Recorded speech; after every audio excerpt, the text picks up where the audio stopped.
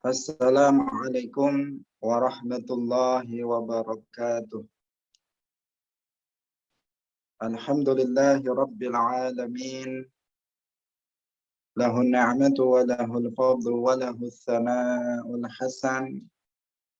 Wassalawatullahil barrir rahim wal malaikatil muqarrabin ala sayyidina wa maulana Muhammadin wa ala alihi wa ashabihi tayyibin tahirin.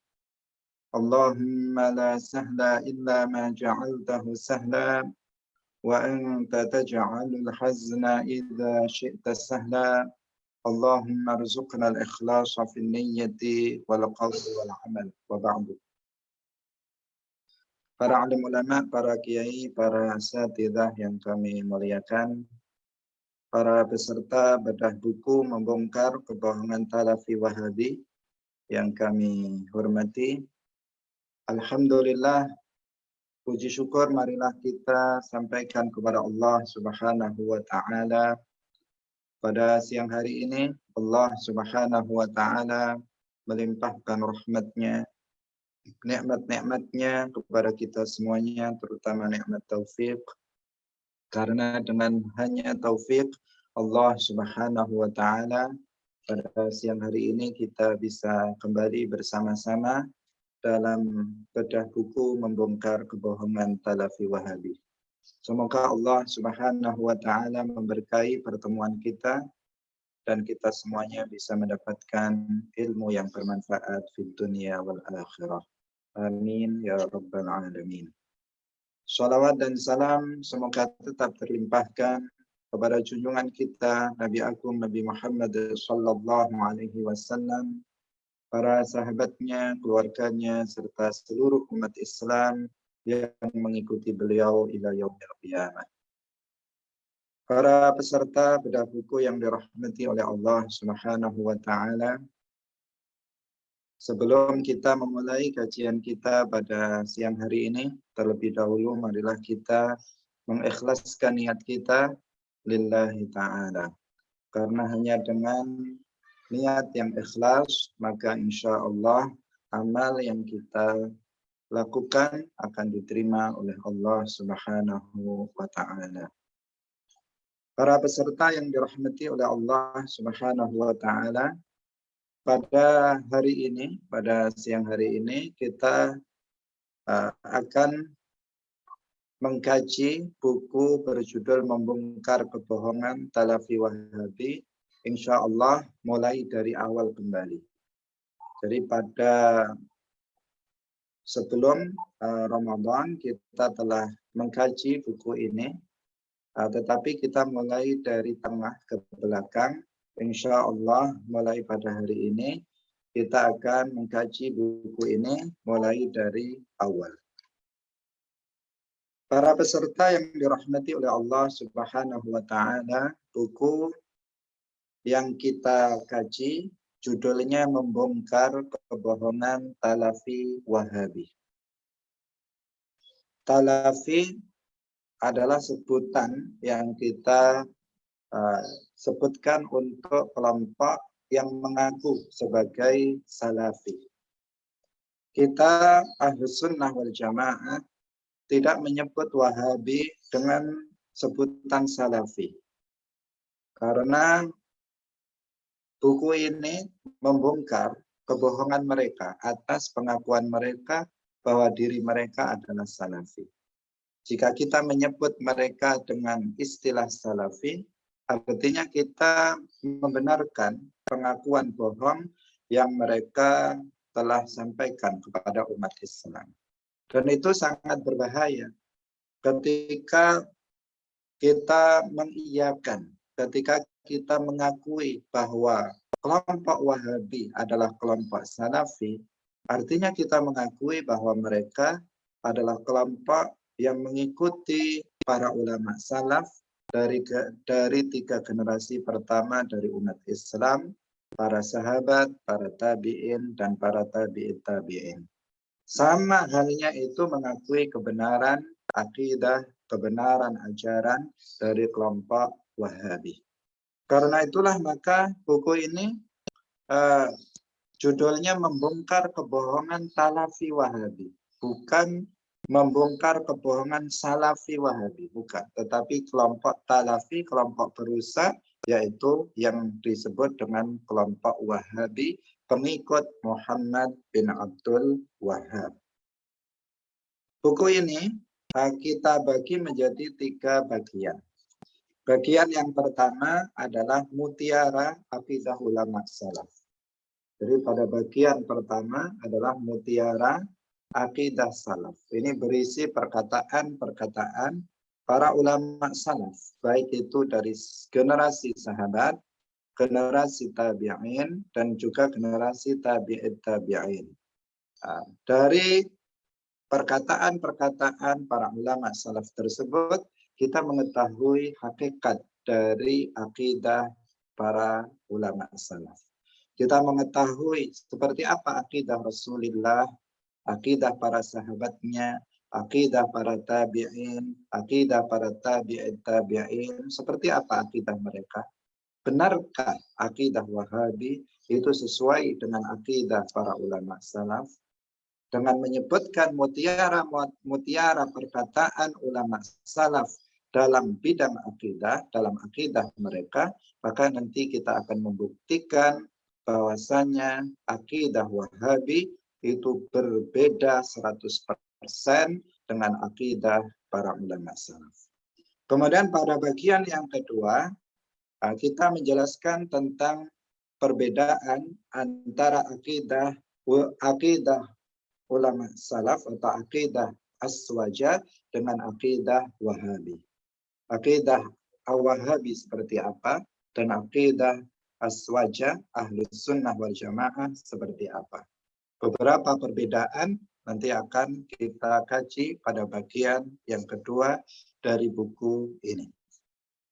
Kemudian pada bagian yang ketiga kita menjawab syubhat Salafi Wahabi. Yang ini sudah kita kaji dalam pertemuan-pertemuan sebelumnya, yaitu yang berisi rudud, berisi bantahan-bantahan Ahlus Sunnah wal Jamaah terhadap syubhat-syubhat yang dilontarkan oleh kelompok Wahabi, baik dari segi akidah maupun dari segi amaliyah. Bagaimana cara kita menggunakan dalil-dalil Al-Quran dan hadis untuk menguliti, untuk membantah syubhat yang dilontarkan oleh kelompok Wahabi yang sangat berbahaya bagi orang awam seperti kita apabila kita tidak mewaspadainya. Hadirin para peserta bedah buku yang dirahmati oleh Allah Subhanahu wa Ta'ala. Sebelum kita masuk pada pembahasan bagian pertama dari buku ini, yaitu Mutiara Aqidah Salaf. Terlebih dahulu kita perlu mengetahui definisi tentang salaf. Siapa salaf itu? Para ulama telah menjelaskan adalah salaf mereka yang hidup pada 300 tahun pertama Hijriyah. Mereka yang hidup pada 3 abad atau 300 tahun pertama Hijriyah. Yaitu mereka adalah para sahabat, para tabi'in, dan para tabi'it tabi'in. Mereka lah yang disebut dengan salaf. Secara umum, umat Islam yang hidup pada masa salaf, yaitu pada masa 300 tahun pertama Hijriyah, secara umum kehidupan beragama mereka itu lebih baik daripada kehidupan beragama pada abad-abad setelahnya. Ini berdasarkan hadis dari Rasulullah Shallallahu Alaihi Wasallam yang diriwayatkan oleh Al-Imam Al-Bukhari bahwa beliau bersabda, khairul quruni qarni, thumma alladzina yalunahum, thumma alladzina yalunahum. Sebaik-baik abad adalah abadku. Kemudian abad orang-orang yang mengiringi mereka. Kemudian abad orang-orang yang mengiringi mereka. Artinya yang pertama abad Rasulullah hidup bersama para sahabat 100 tahun pertama. kemudian abad 100 tahun yang kedua, kemudian yaitu pada masa tabi'in, kemudian 100 tahun yang ketiga yang mengiringi berikutnya. Itu adalah disebut sebaik-baik abad, dan itulah yang disebut dengan masa salaf. Orang yang hidup pada masa itu disebut sebagai salaf. Para peserta yang dirahmati oleh Allah Subhanahu wa Ta'ala. Sedangkan mereka yang hidup setelah 3 abad pertama Hijriah ini, mereka yang hidup pada abad keempat, kelima, keenam, ketujuh, dan sampai pada hari ini, abad yang ke-14 Hijriah, ini disebut sebagai khalaf. Jadi kita adalah khalaf, sementara salaf mereka yang hidup pada 3 abad pertama Hijriah. Para peserta yang dirahmati oleh Allah Subhanahu wa Ta'ala. Berdasarkan hadis ini disebut bahwa khairul qurun, sebaik-baik abad adalah abad 3 abad pertama Hijriah yang disebut sebagai salaf. Karena itulah maka menjadikan setiap kelompok dalam Islam itu semuanya mengklaim bahwa ajaran mereka adalah ajaran yang paling sesuai dengan ajaran salaf. Kenapa? Karena masa salaf adalah khairul qurun. Sehingga umat Islam atau kelompok-kelompok yang mengaku-ngaku sebagai bagian dari Islam itu semuanya mengklaim bahwa ajaran-ajaran mereka itu ajaran yang paling sesuai dengan ajaran para salaf. Termasuk dalam hal ini adalah kelompok Wahabi, pengikut Muhammad bin Abdul Wahhab, pengikut dari Ibn Taimiyah Al-Harrani. Mereka juga mengklaim bahwa ajaran mereka adalah ajaran ulama yang sesuai dengan ajaran ulama salaf. Bukan hanya mereka mengklaim, bahkan mereka menamakan kelompok mereka dengan kelompok salafi atau kelompok salafiyah. Dan ironisnya, klaim mereka dengan nama salafi atau salafiyah ini itu diikuti atau diakui oleh sebagian kita ahlu sunnah wal jamaah. Dan itu tentu sesuatu yang memprihatinkan, karena dengan mengakui bahwa mereka sebagai kelompok salafi, pengikut ulama salaf, maka secara tidak langsung seakan-akan kita membenarkan ajaran-ajaran sesat mereka. Karena itulah maka sekali lagi jangan kita menyebut mereka dengan sebutan istilah salafi, kelompok salafi, sebut saja kelompok Wahabi, pengikut Muhammad bin Abdul Wahhab, atau kelompok Talafi, kelompok perusak, karena mereka telah merusak akidah Rasulullah dan akidah para sahabatnya. Hadirin para peserta yang dirahmati oleh Allah Subhanahu wa Ta'ala. Baiklah, mari kita melihat bagaimana akidah para sahabat, akidah para tabi'in, dan akidah para tabi'in tabi'in. Di sana nanti ketika kita mengupas akidah para sahabat, para tabi'in tabi'in, atau akidah para ulama salaf, kita akan menjadi tahu bahwasanya akidah Wahabi itu berbeda dengan akidah para ulama salaf. Baiklah, yang pertama kita akan mulai dari yang paling awal, dari para sahabat yang paling mulia. Sahabat yang paling mulia yaitu Sayyiduna Abu Bakar As-Siddiq radhiyallahu anhu. Beliau adalah afdalul awliya. Beliau adalah wali yang termulia.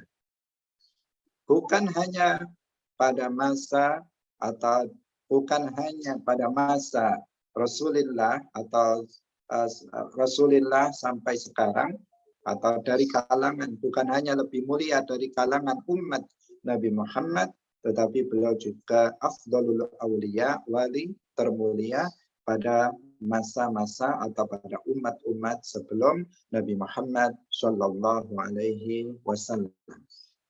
Beliau namanya adalah Abdullah ibn Abi Quhafah. Lahir pada 3 tahun setelah tahun gajah. dan wafat pada tahun 13 Hijriah. Lebih muda 2 tahun dari Rasulullah Shallallahu Alaihi Wasallam. Beliau adalah tergolong sebagai salah satu sahabat yang pertama kali masuk Islam dari kalangan laki-laki dewasa. Beliau juga termasuk minal mubasysyirina bil jannah. Salah satu dari 10 orang yang dikabarkan oleh Nabi akan masuk surga dalam satu majelis. Selain 10 ini, ada orang-orang, sahabat-sahabat lain yang dikabarkan akan masuk surga. Tetapi 10 ini disebut mubasysyirina bil jannah, al-asyarah al-mubasysyirun bil jannah, karena 10 nama 10 orang sahabat ini dalam satu majelis Rasulullah menyebut mereka sebagai ahlul jannah. Abu Bakar fil jannah, Umar fil jannah, Utsman fil jannah, Utsman fil jannah, Abdurrahman bin Auf fil jannah. Begitu seterusnya, beliau menyebut 10 nama para sahabat yang akan masuk surga. Abu Bakar As-Siddiq radhiyallahu anhu, beliau adalah orang sahabat dekat Rasulullah Shallallahu Alaihi Wasallam yang kesahabatannya dinas di dalam Al-Quran. Di dalam Al-Quran disebutkan bahwa Rasulullah Shallallahu Alaihi Wasallam menceritakan Rasulullah ketika beliau berhijrah dari Makkah ke Madinah.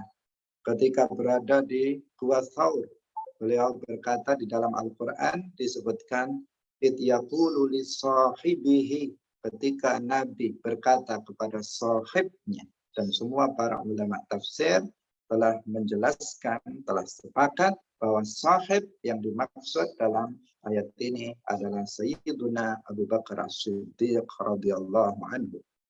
Beliau juga mertua dari Rasulullah Shallallahu Alaihi Wasallam, karena putri beliau yaitu Sayyidah Aisyah bintu Abi Bakar adalah salah satu istri Rasulullah Shallallahu Alaihi Wasallam.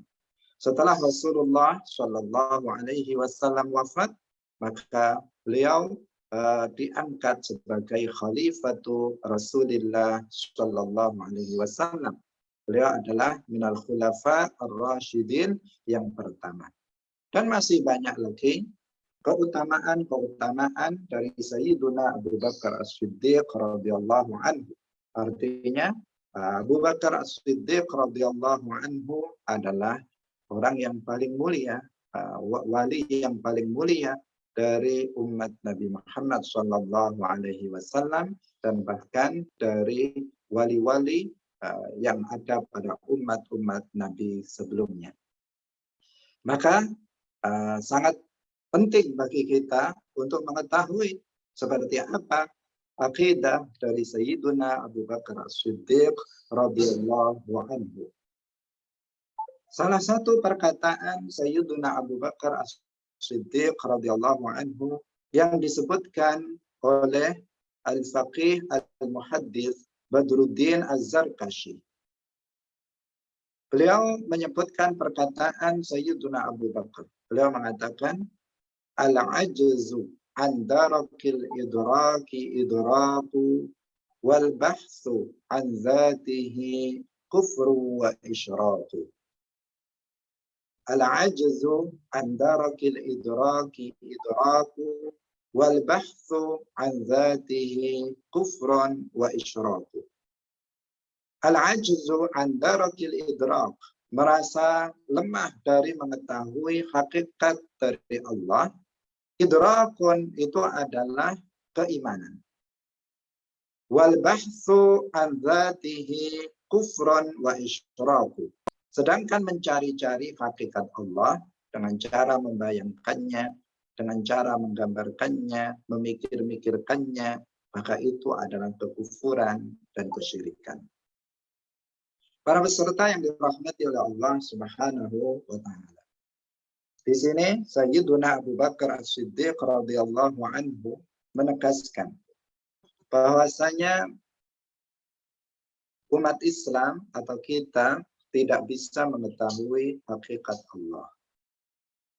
Bahwasanya Hakikatullah hanya Allah Subhanahu wa taala yang mengetahuinya. La ya'rifu haqiqatallah illallah. Tidak ada yang mengetahui hakikat dari Allah kecuali hanya Allah. Kenapa hanya Allah yang mengetahui hakikat Allah? Karena hakikat Allah, hakikat dari Allah itu bukanlah benda. Hakikat Allah itu bukanlah jisim. Hakikat Allah itu tidak disifati dengan sifat jisim. Hakikatullah, dia bukan benda yang memiliki bentuk dan ukuran. Hakikatullah itu bukan sesuatu yang berada pada tempat dan arah tertentu. Hakikatullah bukan sesuatu yang memiliki warna, yang berlaku baginya zaman, dan yang beranggotakan badan, dan yang bersifatan dengan sifat-sifat makhluk lainnya. Karena itulah maka Allah tidak bisa dibayangkan, Allah tidak bisa dipikirkan, Allah tidak bisa digambarkan, Allah tidak terjangkau oleh akal pikiran manusia. Seseorang yang memikirkan Allah, seseorang yang membayangkan Allah, seseorang yang menggambarkan Allah, maka berarti dia telah menserupakan Allah dengan makhluknya, dan menyerupakan Allah dengan makhluknya, maka ini adalah sebuah kekufuran. Keimanan adalah ketika kita mengakui bahwasanya kita tidak mampu mengetahui hakikat Allah. Karena itu kita meyakini Allah itu ada tanpa ada keraguan akan adanya. Dia bukan benda, dia bukan jisim, dan tidak disifati dengan sifat-sifat benda. Titik sampai di situ, maka itulah keimanan. Ketika kita tidak menggambarkan Allah, ketika kita tidak membayangkan Allah, ketika kita tidak mensifati Allah dengan sifat-sifat makhluk, maka itulah keimanan. Jika seseorang sebaliknya melakukan sebaliknya, menggambarkan Allah, artinya dia akan mensifati Allah dengan sifat makhluk, maka dia akan terjerumus kepada kekufuran dan kesyirikan. Bagaimana sekarang dengan Wahabi, kelompok Wahabi? Kelompok Wahabi pengikut Muhammad bin Abdul Wahab, mereka adalah kelompok musyabbihah pada masa sekarang. Salah satu akidah berbahaya yang mereka ajarkan adalah akidah tasybih, menyerupakan Allah dengan makhluknya. Tajsim, menjisimkan, meyakini bahwa Allah adalah jisim. Ini adalah akidah Wahabi. Mereka mengatakan bahwa Allah berupa jisim yang memiliki bentuk dan ukuran yang sangat besar. Mereka meyakini Allah beranggotakan badan. Mereka meyakini bahwa Allah bertempat pada suatu tempat tertentu, duduk di atas arsy. Itu akidah Wahabi. Mereka mensifati Allah dengan sifat-sifat makhluknya. Apakah ini berarti sama dengan akidah Abu Bakar As-Siddiq radhiyallahu anhu? Jelas bertentangan. Abu Bakar As-Siddiq radhiyallahu anhu afdhalul awliya. Beliau mengatakan bahwa Allah tidak bisa digambarkan. Allah tidak bisa dibayangkan. Merasa lemah untuk membayangkan dan menggambarkan Allah karena Allah bukan benda, bukan jisim, tidak bersifatan dengan sifat makhluk adalah keimanan. Sementara Wahabi mereka menggambarkan Allah bahwa Allah berupa benda yang memiliki bentuk dan ukuran yang bertempat pada suatu arah dan tempat tertentu. Nah, sekarang kita sudah mengetahui bahwa akidah Wahabi berbeda dengan akidah Sayyiduna Abu Bakar As-Siddiq radhiyallahu anhu, afdhalus sahabah, afdhalul awliya, sahabat Rasulillah, khalifatu Rasulillah sallallahu alaihi wasallam. Maka tidak patut dan tidak seharusnya kita mengikuti akidah Wahabi. Peserta yang dirahmati oleh Allah Subhanahu wa taala. Sekarang kita beralih kepada sahabat Rasulullah Shallallahu alaihi wasallam yang lainnya, yaitu Sayyiduna Ali karramallahu wajhah radhiyallahu anhu. Sayyiduna Ali karramallahu wajhah, kita semuanya mengenal beliau. Sayyiduna Ali, beliau adalah anak dari paman Rasulullah Shallallahu Alaihi Wasallam. Beliau lahir pada tahun 23 Hijriah dan wafat pada tahun 40 Hijriah. Beliau adalah menantu dari Rasulullah Shallallahu Alaihi Wasallam. Karena putri Rasulullah Shallallahu Alaihi Wasallam yang bernama Fatimah menjadi istri dari Sayyiduna Ali bin Abi Thalib radhiyallahu anhu. Beliau adalah khalifah minal khulafa ar-rasyidin yang keempat setelah Abu Bakar, Umar, dan Utsman. Dan dari sisi kemuliaannya, Sayyiduna Ali bin Abi Thalib radhiyallahu anhu adalah yang paling mulia, wali yang termulia setelah Abu Bakar, Umar, Utsman. Wali yang termulia adalah Abu Bakar, kemudian Umar, kemudian Utsman, dan yang keempat adalah Ali bin Abi Thalib radhiyallahu anhu. Beliau menantu Rasulullah Shallallahu Alaihi Wasallam. Dari sahabat Ali bin Abi Thalib, keturunan Rasulullah Shallallahu Alaihi Wasallam terlahir sampai pada masa sekarang ini. Sayyiduna Ali radhiyallahu anhu adalah salah satu orang yang pertama kali masuk Islam dari kalangan anak-anak, dari kalangan anak-anak. Beliau yang pertama masuk ke dalam agama Islam. Beliau adalah a'lamus sahabah, seorang sahabat yang paling luas ilmu agamanya. Seorang sahabat yang menjadi rujukan dari para sahabat yang lain dalam bertanya tentang ilmu agama. Bahkan Rasulullah Shallallahu Alaihi Wasallam bersabda tentang Sayyiduna Ali, beliau mengatakan, "Ana Madinatul Ilmi wa Aliyun babuha." Saya adalah kota ilmu dan Ali adalah pintu kota ilmu itu. Ini menunjukkan bahwa Sayyiduna Ali karramallahu wajhah diakui oleh Rasulullah Shallallahu Alaihi Wasallam sebagai seorang sahabat yang paling luas ilmunya dibandingkan dengan sahabat-sahabat yang lainnya. Dan beliau juga termasuk minal asyarah al-mubasysyirin bil jannah, sebagaimana yang tadi telah kita sebutkan. Maka Sayyiduna Ali bin Abi Thalib radhiyallahu anhu ini adalah sahabat yang sangat mulia. Di kalangan umat Islam, beliau dikenal dengan sebutan Misbahut Tauhid. Beliau adalah lampunya Tauhid. Karena Sayyiduna Ali bin Abi Thalib radhiyallahu anhu banyak sekali perkataan-perkataan beliau tentang Tauhid yang menjelaskan tentang kemahasucian Allah Subhanahu wa Ta'ala dari menyerupai makhluknya. Maka kita sekarang sudah mengenal siapa Sayyiduna Ali bin Abi Thalib radhiyallahu anhu, tidak diragukan tentang beliau. Lalu apa yang dikatakan oleh Sayyiduna Ali bin Abi Thalib radhiyallahu anhu karramallahu wajhah tentang akidah? Salah satu perkataan beliau yang dinukil oleh Al-Imam Abu Mansur Al-Baghdadi dalam kitab Al-Farqu Bainal Firaq. Abu Mansur Al-Baghdadi dalam kitab Al-Farqu Bainal Firaq. Dalam kitab itu beliau menyebut perkataan Sayyiduna Ali, mutiara perkataan yang berkaitan dengan akidah dari beliau.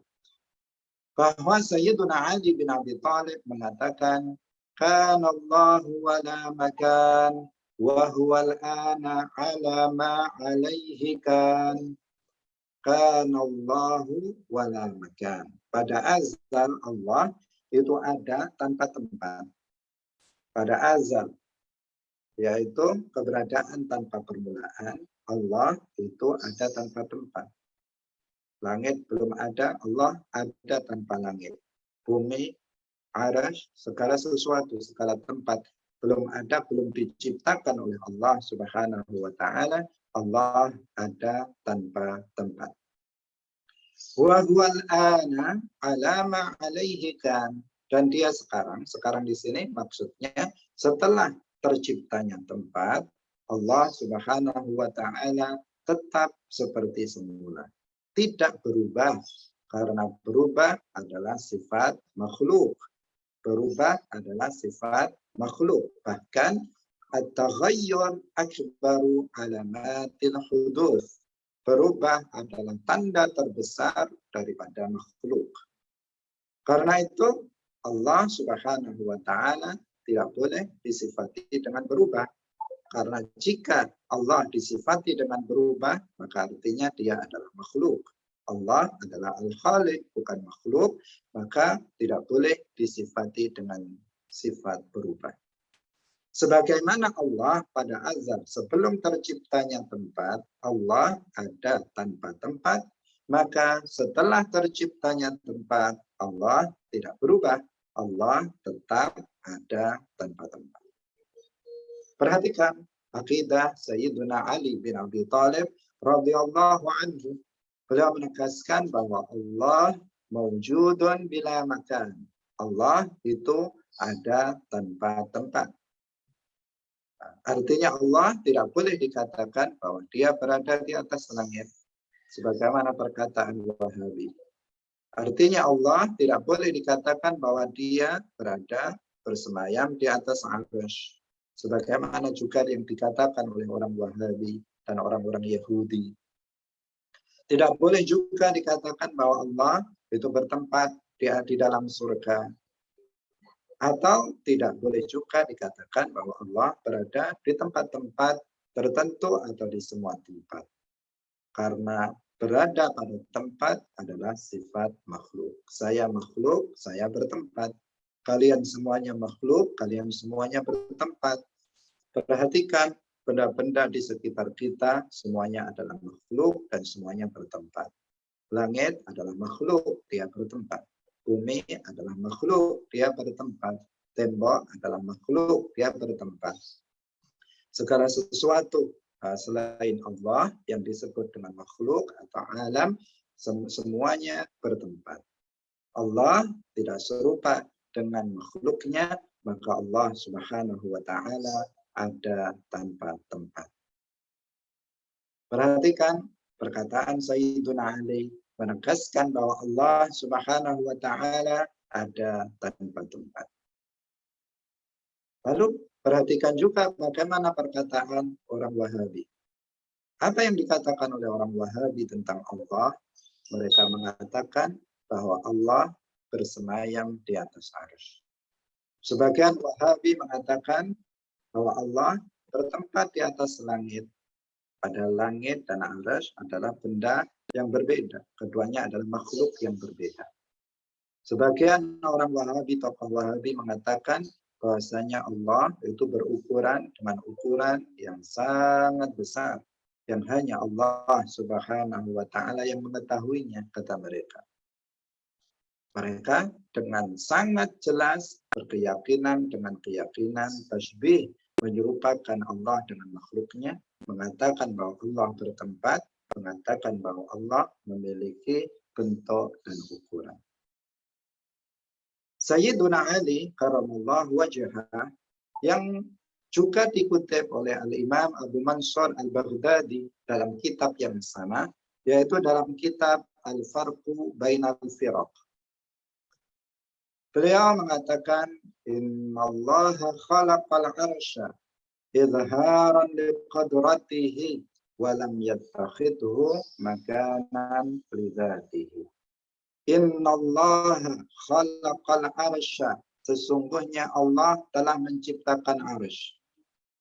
Untuk apa? Izharan liqudratihi. Untuk menampakkan, untuk memperlihatkan kekuasaan Allah. Walam yattakhidhu makanan lidzatihi. Dan Allah tidak menjadikan arsy sebagai tempat bagi zatnya. Sayyiduna Ali sudah membantah Wahabi sebelum munculnya Wahabi. Wahabi muncul pada abad ke-12 Hijriah. Sayyiduna Ali yang hidup pada abad pertama Hijriah sudah membantah Wahabi. Kelompok Wahabi pengikut Muhammad bin Abdul Wahab, mereka mengatakan bahwasanya Allah Subhanahu wa taala bertempat bersemayam di atas arsy. Sayyiduna Ali radhiyallahu anhu telah membantah mereka, mengatakan innallaha khalaqal arsya, sesungguhnya Allah telah menciptakan arsy. Artinya arsy adalah makhluk. Untuk apa Allah menciptakan arsy? Izharan liqudratihi, untuk memperlihatkan kekuasaan Allah. Walam yattakhidhu makanan lidzatihi. Allah tidak menjadikan arsy itu sebagai tempat bagi Allah Subhanahu wa taala karena Allah tidak membutuhkan kepada makhluknya. Arsy adalah makhluk, Allah Subhanahu wa taala tidak membutuhkan kepada makhluknya. Allah Subhanahu wa taala menciptakan arsy adalah untuk memperlihatkan kekuasaan Allah Subhanahu wa taala. Di al-arsyu berada adalah makhluk Allah Subhanahu wa taala yang paling besar bentuk dan ukurannya. Akbarul makhlukat, makhluk yang paling besar ukurannya. Hanya Allah Subhanahu wa taala yang mengetahuinya. Dia persegi 4, persegi panjang seperti sarir, seperti tempat tidur yang berada di atas langit ke-7. Sebagian dari arsy menjadi atap daripada surga. Tidak ada yang mengetahui ukuran besarnya arsy kecuali hanya Allah Subhanahu wa taala. Di dunia ini arsy dipikul oleh 4 orang malaikat. Nanti pada hari kiamat dipikul oleh 8 malaikat. Yang para malaikatnya digambarkan sangat besar ukurannya. Hadirin para peserta bedah buku yang dirahmati oleh Allah Subhanahu wa taala. Di sekitar arsy ini ada para malaikat yang mengelilinginya, yang bertawaf mengelilingi al-arsy. Para malaikat yang mereka melihat makhluk Allah yang bernama arsy ini, maka bertambah kuat keyakinan mereka kepada Allah Subhanahu wa taala. Semakin kuat keyakinan mereka bahwasanya Allah Subhanahu wa taala zat yang maha kuasa, yang telah menciptakan al-arsyul azim, arsy yang sangat agung, yang sangat besar, yang hanya Allah Subhanahu wa taala yang mengetahui. Nah, itu artinya izharan liqudratihi, untuk menampakkan kekuasaannya. Para malaikat yang melihat arsy akan bertambah keimanannya, bertambah kuat keyakinannya kepada Allah karena melihat makhluk ciptaan Allah yang bernama al-arsy. Bukan sebagai tempat bagi Allah Subhanahu wa taala, karena Allah ada sebelum arsy, tanpa arsy. Setelah terciptanya arsy, Allah tidak berubah, tetap ada tanpa arsy. Karena arsy adalah makhluk dan Allah Subhanahu wa taala tidak membutuhkan kepada makhluk. Fa innallaha ghaniyyun 'anil 'alamin. Sesungguhnya Allah Maha Kaya, artinya tidak membutuhkan kepada alam semesta. Dan arsy adalah bagian dari alam, maka Allah tidak membutuhkan kepada alam. Karena yang membutuhkan artinya dia lemah, dan sesuatu yang bersifatan dengan lemah, maka dia bukanlah Tuhan. Karena yang lemah tidak mungkin menciptakan alam semesta yang begitu besar, yang begitu unik, yang begitu teratur. Maka pasti pencipta alam semesta ini adalah zat yang maha kuasa, bukan zat yang memiliki sifat lemah. Hadirin para peserta bedah buku yang dirahmati oleh Allah Subhanahu wa Ta'ala. Kemudian kita lanjutkan lagi masih perkataan Sayyidina Ali bin Abi Thalib radhiyallahu anhu. Ini karena beliau banyak sekali perkataannya dalam akidah tentang masalah tauhid, sehingga tadi kita katakan bahwa Sayyidina Ali disebut sebagai misbahut tauhid, yaitu lampunya tauhid, karena banyak menjelaskan akidah tentang tanzih, akidah tauhid, akidah Islam, akidah Rasulullah Shallallahu Alaihi Wasallam dan para sahabatnya. Diriwayatkan oleh Abu Nu'aim dalam kitab Hilyatul Auliya. Abu Nu'aim dalam kitab Hilyatul Auliya disebutkan bahwa Sayyiduna Ali bin Abi Thalib radhiyallahu anhu berkata, "Man za'ama anna ilahana mahdudun faqad jahilal khaliqal ma'bud." Man za'ama anna ilahana mahdudun faqad jahilal khaliqal ma'buda. Man za'ama anna ilahana mahdudun faqad jahilal khaliqal ma'buda. Man za'ama, barang siapa yang menyangka, anna ilahana, bahwasanya Tuhan kita yaitu Allah, mahdud, memiliki bentuk dan ukuran, faqad jahilal khaliqal ma'bud, maka dia telah bodoh terhadap al-khaliq, yaitu pencipta, Allah Subhanahu wa Ta'ala yang disembah. Seseorang yang beranggapan bahwa Allah memiliki bentuk, memiliki ukuran, maka dia tidak mengenal Allah Subhanahu wa Ta'ala. Ini perkataan dari Sayyiduna Ali. Karena seperti yang tadi telah kita jelaskan, Allah Subhanahu wa Ta'ala tidak memiliki bentuk dan ukuran. Karena yang memiliki bentuk dan ukuran adalah makhluk. Maka jika ada seseorang meyakini bahwasanya Allah itu memiliki bentuk dan ukuran sebagaimana orang Wahabi, maka mereka tidak mengenal Allah. Dan apabila mereka tidak mengenal Allah, lalu siapa yang mereka sembah? Tentu yang mereka sembah adalah selain Allah yang mereka khayalkan memiliki bentuk dan memiliki ukuran. Sayyiduna Ali karramallahu wajhah di sini mengatakan, man za'ama anna ilahana mahdud faqad jahilal khaliqal ma'bud. Al-mahdud 'inda ulama'i tauhid ma lahu hajmun saghiran kana aw kabiran. Al-mahdud menurut ulama tauhid artinya adalah ma lahu hajmun, sesuatu yang memiliki bentuk dan ukuran.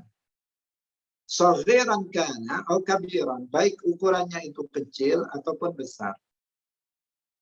Sesuatu yang memiliki ukuran, baik itu ukurannya sangat kecil maupun ukurannya sangat besar, maka dia dikatakan mahdud.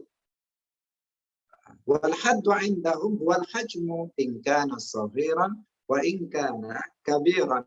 Dan al-had menurut ulama tauhid artinya adalah sesuatu yang memiliki bentuk kecil ataupun besar.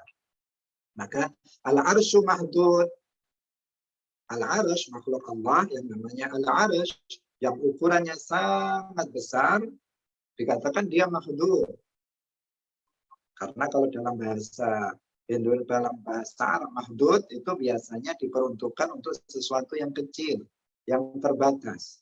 Tetapi menurut ulama tauhid, ketika disebut mahdud, maka artinya adalah sesuatu yang memiliki bentuk dan ukuran baik kecil maupun besar. Maka al-arsyu mahdud, al-arsh yang merupakan makhluk Allah Subhanahu wa Ta'ala yang paling besar itu adalah mahdud, artinya dia memiliki bentuk dan ukuran. Az-zarratu mahdudatun, az-zarrah yang merupakan makhluk Allah yang paling kecil. Az-zarrah makhluk Allah yang paling kecil yang bisa dilihat dengan mata. Jika di pagi hari jendela rumah kita buka, kemudian masuk cahaya matahari ke dalam rumah kita. Maka di situ terlihat seperti ada debu yang berterbangan. Yang apabila kita pegang tidak bisa. Itu namanya dzarrah. Itu adalah makhluk yang paling kecil ukurannya yang bisa dilihat dengan mata kita. Az-zarratu mahdudatun. Zarrah itu mahdudah. Dia memiliki bentuk dan ukuran. Meskipun ukurannya sangat kecil dikatakan dia mahdud. Arsy yang merupakan makhluk yang terbesar juga dikatakan mahdud. Wan nur wal dhalamu juga mahdud. Cahaya itu mahdud. Memiliki bentuk dan ukuran. Ada cahaya yang kecil, cahaya kunang-kunang. Itu dia berada di sekitar binatang itu. Kecil, dia memiliki bentuk, memiliki ukuran. Ada cahaya lampu di ruangan ini berukuran seukuran dengan ruangan. Memiliki bentuk seperti bentuk ruangan. Adalah cahaya matahari yang ukurannya sangat besar. Ada cahaya yang lebih besar lagi ukurannya, yaitu cahaya surga. Karena cahaya yang paling besar ukurannya adalah cahaya surga. Az-zalam, kegelapan juga mahdud, memiliki bentuk, memiliki ukuran. Kegelapan di waktu malam hari misalnya, maka ada bagian ruangan yang tidak tersinari oleh cahaya, maka dia adalah gelap. Maka dia bertempat, kegelapan bertempat, memiliki bentuk dan memiliki ukuran. Jadi mahdud artinya adalah memiliki bentuk dan memiliki ukuran. Maka seseorang, Sayyiduna Ali bin Abi Thalib radhiyallahu anhu mengatakan, seseorang yang beranggapan bahwa Allah itu mahdud, memiliki bentuk, memiliki ukuran. Baik dia mengatakan Allah itu ukurannya kecil, ukurannya sedang, atau dia mengatakan Allah ukurannya besar, atau dia mengatakan ukurannya sangat besar, hanya Allah yang tahu, tapi dia punya ukuran. Faqad jahilal khaliqal ma'bud, maka dia telah bodoh terhadap al-khaliq al-ma'bud, dia tidak mengenal Allah Subhanahu wa ta'ala. Hadirin yang dirahmati oleh Allah Subhanahu wa ta'ala. Setiap sesuatu yang bertempat itu pasti mahdud. Setiap sesuatu yang bertempat pasti mahdud. Ketika orang-orang Wahabi mengatakan bahwa Allah Subhanahu wa ta'ala itu bertempat di atas arsy, maka mereka secara tidak langsung mengatakan bahwa Allah memiliki bentuk dan ukuran. Kenapa? Karena setiap yang bertempat pasti memiliki ukuran. Ada kalanya, yang pertama, dia lebih besar dari tempatnya. Yang kedua, ada kalanya dia sama ukurannya dengan tempatnya. Yang ketiga, ada kalanya dia lebih kecil dari tempatnya. Misalnya saya duduk di atas lantai. Maka saya berukuran lebih kecil dari lantai yang saya duduki. Mungkin sebagian peserta ada yang duduk di atas kursi yang ukurannya sama persis dengan pantat dia, yang tempat dia duduk, kursinya sama ukurannya dengan ukuran dia. Ada sebagian yang mungkin karena terlalu gemuk, kursinya kecil sehingga dia berukuran lebih besar dari tempatnya. Yang pasti bahwa sesuatu yang bertempat pasti berukuran. Ada kalanya lebih kecil dari tempatnya, ada kalanya sama ukurannya dengan tempatnya, dan ada kalanya lebih besar dari tempatnya.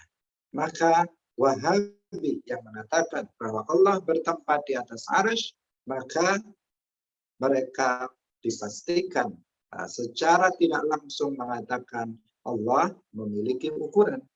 Ada kalanya lebih kecil dari arsy, sama dengan arsy, atau lebih besar dari arsy.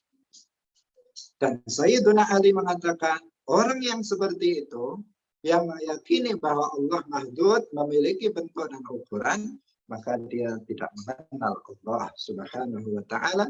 Artinya dia bukan seorang mukmin, dia bukan seorang Muslim, karena seorang Muslim adalah orang yang mengenal Allah Subhanahu wa Ta'ala dan dia beribadah hanya kepada Allah Subhanahu wa Ta'ala. Hadirin yang dirahmati oleh Allah Subhanahu wa Ta'ala. Satu perkataan Sayyidina Ali lagi yang perlu kita sebutkan. Silahkan jika ada yang bertanya nanti satu dua.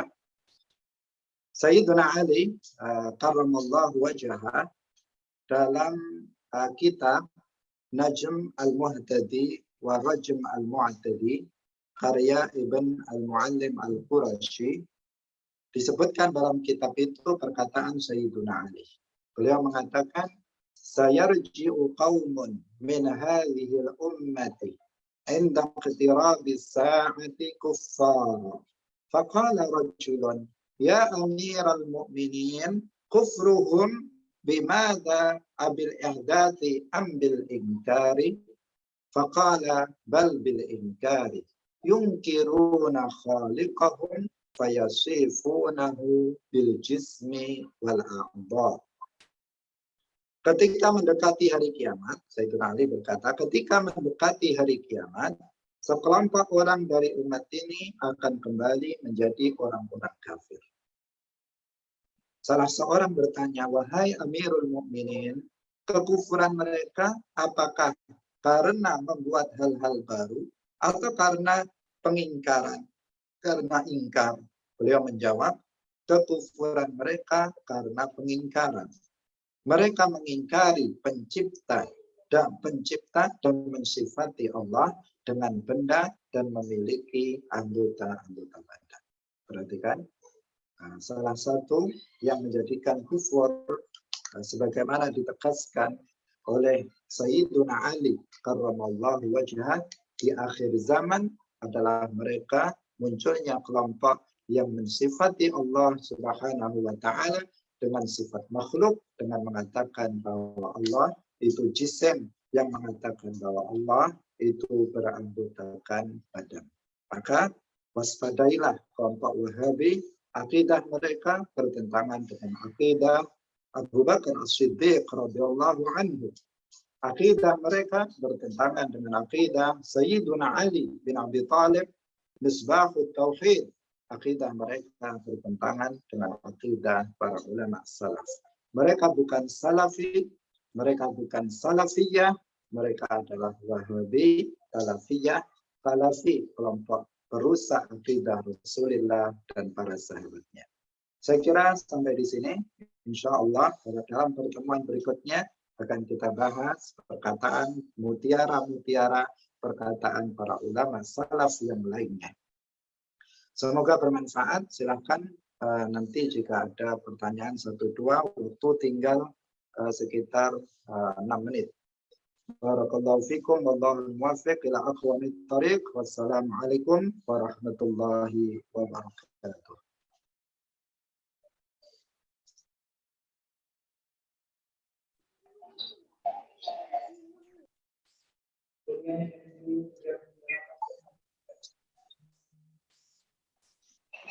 Astagfirullah. Si kamarnya apa dah? Nanti mana? Jangan kejum.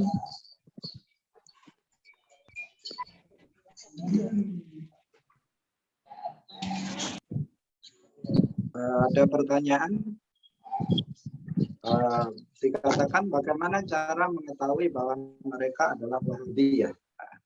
Dari caranya salah satunya yang tadi sudah kita sebutkan, ketika mereka mengajarkan tasbih, ketika ada seseorang atau kelompok mengatakan bahwa Allah itu bersemayam di atas arsy, ketika mereka mengatakan bahwasanya Allah itu beranggotakan badan, memiliki mata, memiliki muka, memiliki tangan, kaki yang berupa anggota badan, maka ketahuilah bahwa mereka adalah Wahabi, pengikut Muhammad bin Abdul Wahab. Itu salah satu cara yang paling mudah untuk mengetahui kelompok Wahabi ini. Selain bahwa orang tokoh-tokoh yang menjadi rujukan mereka adalah yang pertama Muhammad bin Abdul Wahhab. Ketika mereka sedikit-sedikit mengatakan qala Muhammad bin Abdul Wahhab, atau sedikit-sedikit mereka mengatakan Ibnu Taimiyah berkata, Ibnu Qayyim al-Jauziyah berkata, atau kalau pada masa sekarang mereka mengatakan bin Baz, Utsaimin berkata, maka mereka adalah kelompok Wahabi. Salah satu kelompok dari kelompok Wahabi tersebut. Hadirin yang dirahmati oleh Allah Subhanahu wa taala. Ini adalah kemudian kalau pendiri Wahabi, pertanyaan berikutnya di sini, pendiri Wahabi adalah Muhammad bin Abdul Wahhab. Muhammad bin Abdul Wahhab. Mereka mulai menyebarkan akidahnya sekitar 2 abad yang lalu, belum lama. Dengan dibantu oleh Inggris, mereka dan bersekongkol dengan Muhammad bin Saud melakukan pemberontakan melawan Turki Utsmani di Hijaz, kemudian mereka bisa menguasai daerah Hijaz dan sekitarnya dan mendirikan sebuah kerajaan di sana yang sampai sekarang berkuasa di sana. Pendirinya adalah Muhammad bin Abdul Wahhab. Saya kira cukup sekian, waktu tinggal 4 menit, saya kira cukup bagi kita. Semoga apa yang kita sampaikan itu bermanfaat. Barakallahu fikum. Wassalamualaikum warahmatullahi wabarakatuh.